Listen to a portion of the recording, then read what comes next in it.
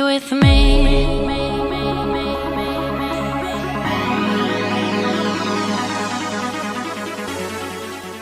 Fala, professores, tudo bem?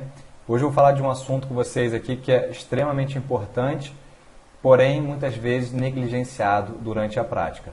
Sempre que a gente pensar em utilizar pesos livres, né, barras, anilhas, peso corporal, enfim, quando a gente fizer uso dos pesos livres, a gente deve sempre lembrar da força da gravidade. A força da gravidade ela sempre terá o mesmo vetor, que é um vetor vertical.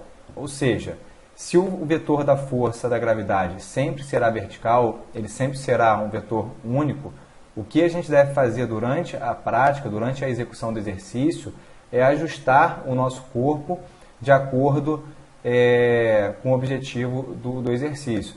Então, por exemplo, uma mudança às vezes de posicionamento do corpo, se você posiciona o seu corpo de forma errada, você às vezes pode modificar a ação muscular do que você estava pretendendo. Então, por exemplo, nesse exemplo aqui da remada curvada com a barra, né, muitas vezes a pessoa, ao invés de ficar o mais paralelo possível ao solo, que aí você teria uma maior ação da força da gravidade, muitas vezes a pessoa ela acaba ficando um pouco mais ereta. Ela até faz a flexão do tronco, ela fica um pouco mais inclinada, mas ela não fica totalmente paralela ao solo.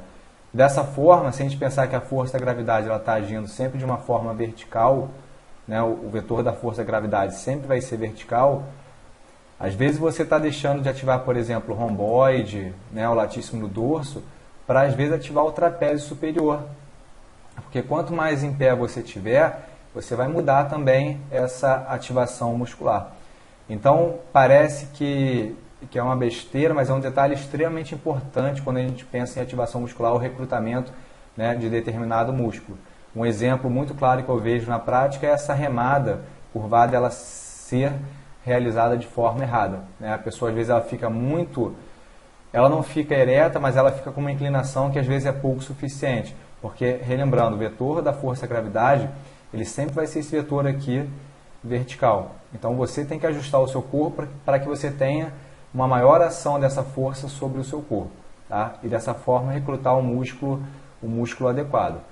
Outro exemplo aqui em relação à flexão de braço, né? Essa forma paralela na qual a gente realiza a flexão, teoricamente é a forma mais difícil, né? Que você vai ter ali uma maior ação da força da gravidade também.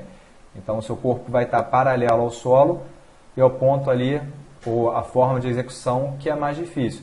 Então, por exemplo, se você tem um aluno que é iniciante, né, uma das formas de facilitar o exercício da flexão de braço para ele, por exemplo, fazer uma progressão, é fazer a flexão de forma inclinada. Então, ele vai iniciar essa flexão, né, com o tronco um pouco mais inclinado, e aí você vai ter uma menor ação da força da gravidade. Isso vai favorecer também para que ele realize o exercício, por exemplo. Né? E aí, com a adaptação dele, você vai colocando ele cada vez mais paralelo ao solo.